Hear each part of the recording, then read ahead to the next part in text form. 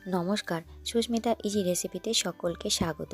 আজকে আমার রেসিপি হচ্ছে নিরামিষ বাঁধাকপির মাঞ্চুরিয়ান। আপনাদেরকে খুব সহজ পদ্ধতিতে দেখাবো এই নিরামিষ বাঁধাকপির মাঞ্চুরিয়ান। তবে আপনাদের কাছে একটাই অনুরোধ, এই ভিডিওটা পুরোটা দেখার।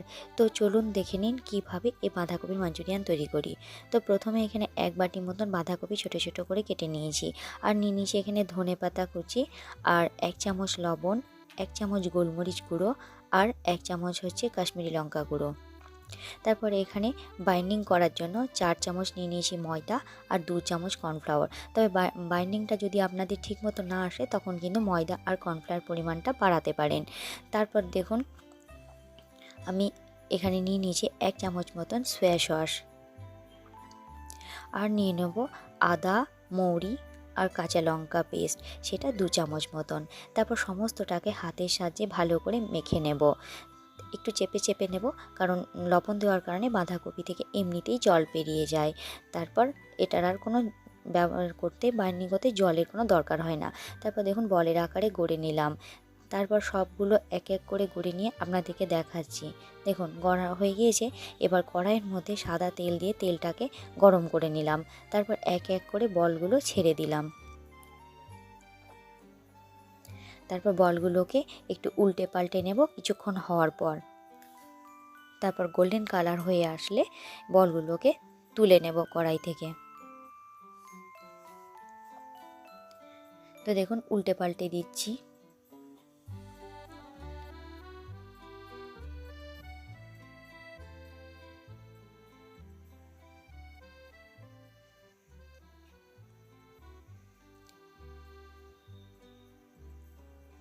এক পিঠ হয়ে গিয়েছে, আর এক পিঠ হয়ে গেলে আমি তুলে নেব। তো দেখুন 2 পিঠ হয়ে গিয়েছে। এবার এক এক করে কড়াই থেকে তুলে নেব।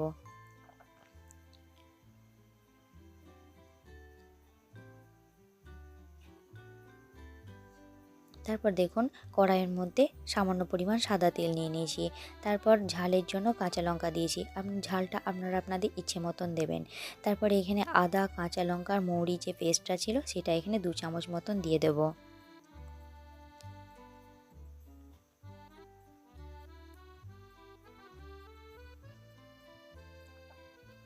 তারপর ভালো করে একটু নেড়ে নেব।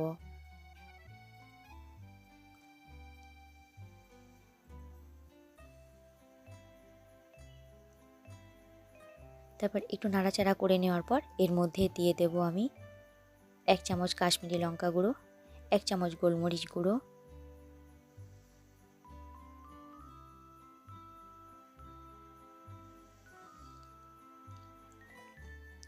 আর দিয়ে দেব কিছু পরিমাণ ক্যাপসিকাম কুচি।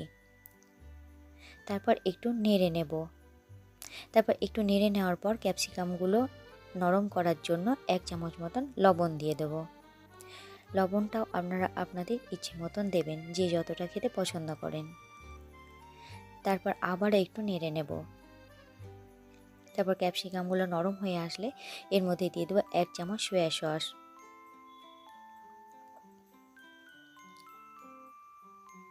তারপর দিয়ে দেবো এখানে রেড চিলি সস 1 চামচ মতন। বেশি দিচ্ছি না, কারণ ঝাল আমার ঘরে বাচ্চা আছে, বেশি ঝাল হয়ে যাবে। আপনারা চাইলে এর থেকে আরও পরিমাণটা বাড়াতে পারেন। আর দেখুন টমেটো কেচাপ দিয়ে দিচ্ছি এখানে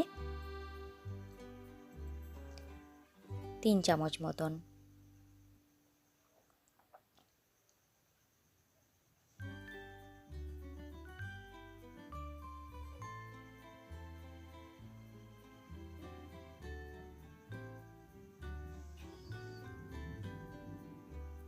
আর এখানে দিয়ে দিলাম 1 চামচ ভিনেগার। তারপর সমস্তটাকে একটু নেড়ে নেব।